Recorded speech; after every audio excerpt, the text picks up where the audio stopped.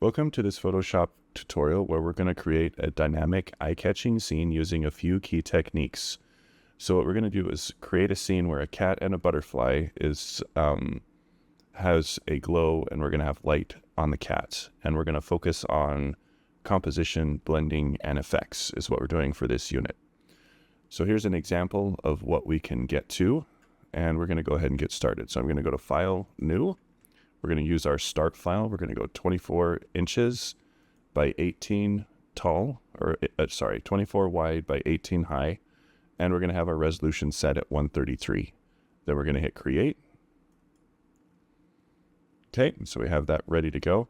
Now we're going to go to our libraries. If you don't have the Lawson library loaded, make sure that you go into your Google Classroom and get those added. If you need some help, you can always ask me later on in class and I'll be able to help you with those. We're looking at our glow resources section here, and if you scroll down in there, there is a glow cat and butterfly. So there are 5 items that we're going to use to build this scene. So I'm going to take and just grab each one of these and import them into the scene. While I'm doing it, I'm going to be a little quicker, and I'm going to set this up so that I don't have any extra white space on my canvas. And I'm going to place this scene in here, something like this. So what I'm doing when I'm placing this object in the scene is we have our rule of thirds that we like to follow. That's where you kind of split the image into 3 parts vertically, and then you can also split it horizontally.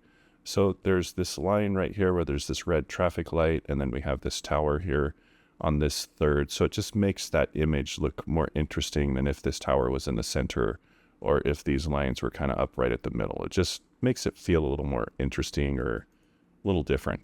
So I'm going to bring my cat in. This is the next step.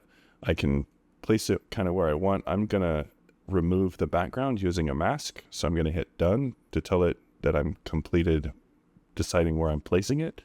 And then down here, I have remove background. So I'm going to choose that. If you don't have the contextual taskbar showing up in Photoshop, if you go to Window, and if you look down here, there's contextual taskbar right there. You can check that box and it should pop right back up for you.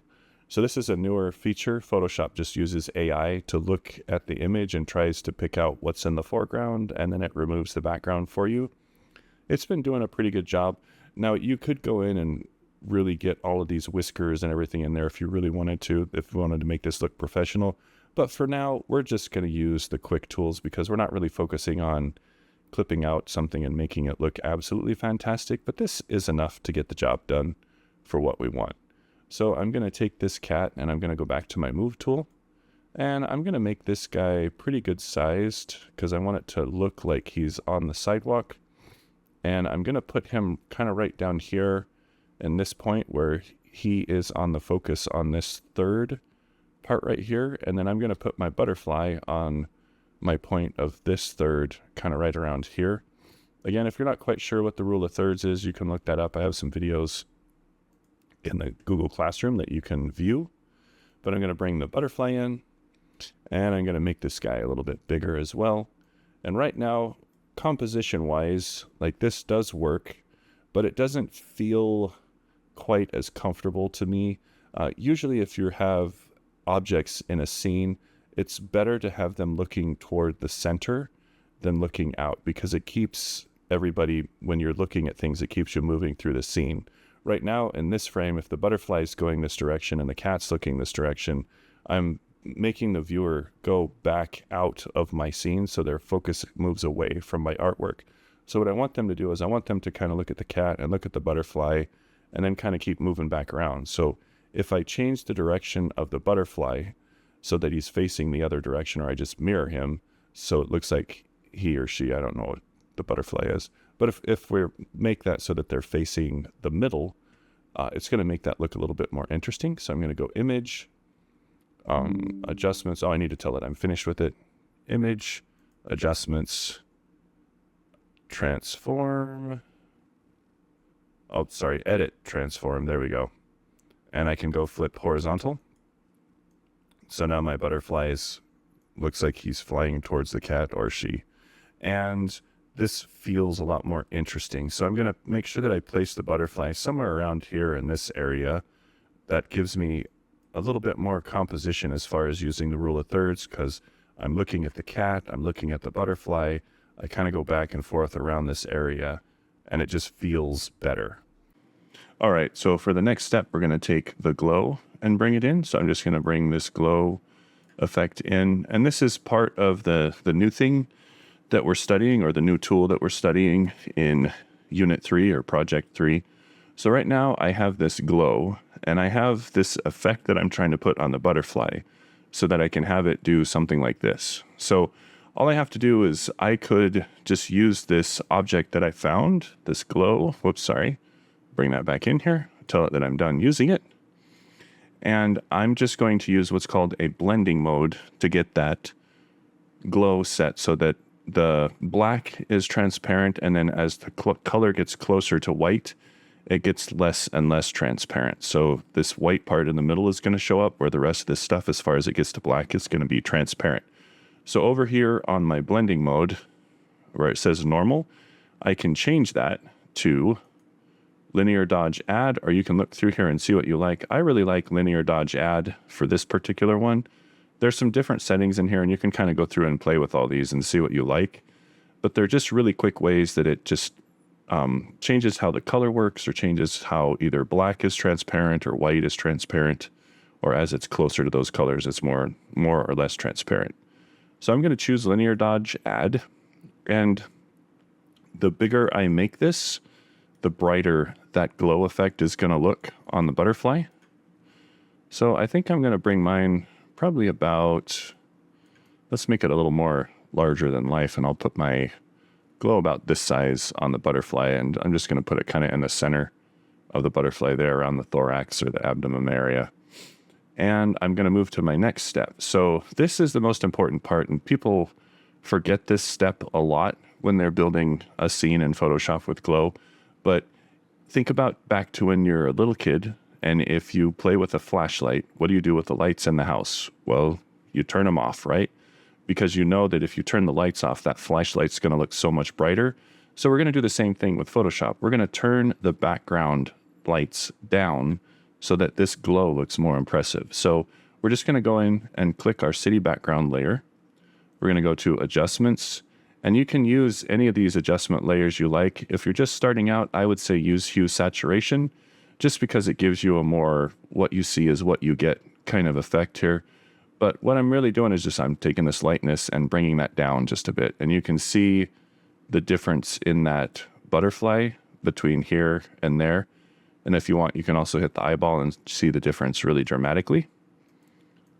Okay, so this makes that butterfly really stand out, and it makes the cat stand out, which is what I want to have. I don't want people really focusing on the background of the scene.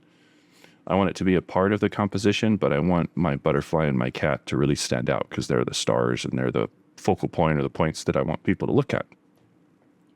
So now I just need to build shadow, just like we did on Unit 2 on the cat, and make the cat look like it's a part of this environment. So again, I'm just looking at the color of the background behind the cat. I'm not trying to think about it too much. You got to just like shut down the part of your brain that's like, well, this is a sidewalk back here and it's gray. Nope. What color is that? Well, it's kind of a navy blue, purpley kind of color for the most part. So I'm going to add a single color overlay on the cat that's kind of a navy blue purple. So I select my cat layer. I go to adjustments, do another hue saturation. I want to colorize it. So I'm getting there close. I don't want to colorize the whole scene. I just want to colorize the cat. So I'm going to hit right here, my clip to below.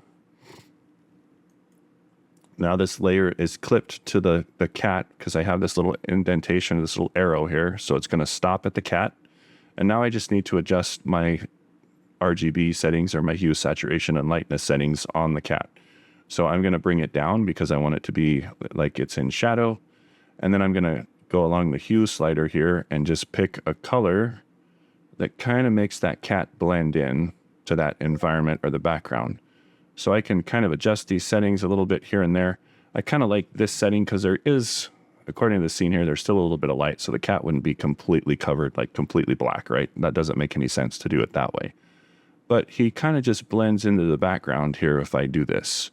So that's what I'm looking for. And again, you can use these settings. Like you could go in here and be really scientific about it and go, okay, this is 249 on the hue, 25 on the saturation, and negative 61 on the lightness. But I would rather you guys learn how to do this and eyeball it and adjust it to fix it kind of for what you want to have show up. So I have my shadow. I have my mask on my shadow. I'm going to cut a hole in that so that it looks like the cat's face is lit up. So I'm going to choose my paintbrush. I already have it set to black or off because remember, when I'm using a mask or editing a mask, I'm not using black and white. I want to think I'm using on and off. And I'm going to change my flow setting here down a little bit so that I can build a gradient. So right now, when I click the mouse, it's only going 12% of whatever color I have set here, instead of by default, it's set to 100. So I want to have like a nice kind of settle steps. This is at 11% is going to take about 10 clicks to get to 100%. So that's what I'm looking for. I'm going to hold down Alt, right click, move it to the right to make my mouse bigger. I'm going to move it up so that it's kind of like a nice blur instead of a big hard edge. So if I move down, it goes to the hard edge. If I move up, it kind of gives me a nice kind of fuzzy edge there. And I'm just going to go and start cutting some parts out on the cat here. I have a little bit there. If you want to get technical, there's a little bit of backlight here on the cat that would show up. But mainly I have just a glow set up. So, or I'm sorry, excuse me, a shadow from the glow of the butterfly. So I can click this on and off. I can say, yeah, that looks pretty good. Or I can even go back in here and I can readjust this. So if I wanted it to be a little bit more dramatic, I could even bring that darkness level down a little bit more here now. So I have that set up. Now, after I get one set up here, so if this is my shadow option, right, and I have this map here already created, I could have spent a whole lot of time going in here and being really technical about this if I wanted to. But if I want to save myself some work after I'm done doing one of them, because the part of the cat that's lit up is going to be the opposite of this, right? Because I took this part out and cut the shadow. So if I just make a copy of this layer, so I'm just going to go Control J, that's a keyboard shortcut for it. I'm going to make sure that it is clipped to the cat as well. And then I'm going to make this one, this layer right here, or my mask, be the opposite. So then what that's going to do is it's going to cover the cat completely back in shadow again, right? But now, if I go back here and I adjust my brightness settings and I change my hue to orange, that's all I have to do. So I have my cat lit up. So if I go back here and I bump this up to regular kind of brightness or bring it back up to around 0, and I go here to my hue and I bring that up to in that orange area, and then I can bump that saturation up, and now I have an orange kind of light showing on the cat that's basically just the exact opposite of the shadow. So then from here I can go in and edit that a little bit more if I want, so I could make it a little more realistic. There wouldn't be as much orange across the whole cat. So if I wanted to, I could go and add it. You don't have to if you don't want to. Again, I'm looking at, can you build this first? And then from here, we can really start to perfect our lighting and everything. But I'd like you guys to learn how to build lighting and shadow this way using non-destructive means. So we have our final step that is our particles. So I'm going to go back to my libraries. I'm going to bring these particles in. And this is just another great review for how to create a mask on something. So I'm going to kind of set these particles up about this big because I want it to look like the butterfly is kind of flying. But I'm going to use the same blending mode that I did for the glow. So I'm just going to have my particles selected. I'm going to go here. I'm going to choose linear dodge add. And now I have some particles kind of falling down. But if you notice, I have this kind of hard edge right here. So I have, because this is the edge of the image, there's kind of another one right here. You can just barely make it out kind of right here around the edge.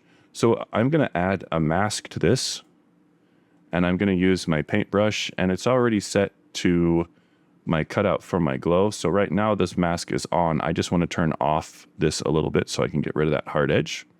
So I'm going to set it to off or black, and I can just kind of go in here and just get rid of that hard edge on the side here. And I have my butterfly with the particles and the glow, and I have some lighting. So again, this is what I'm looking for this project. I want you to make sure that your glow or an item in there is using linear dodge add. and we have some shading and some highlights built in the scene. And you also tried to bring the brightness down on the background. So that's what I'm looking for this project. If you have those 3 things or those 4 things in there, that's going to get you 100%. And again, you don't have to use the cat and the butterfly. You could do something completely different. You could use a car with headlights. You could make the headlights bright. You could bring in something in with street glow. There's examples where I showed you how to do the lightsabers.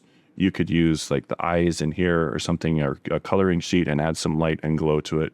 There's all kinds of options if you don't want to do this particular or use these assets or these parts of the image to make it. So if you want to change something up, just talk to me and I'll help you get it figured out.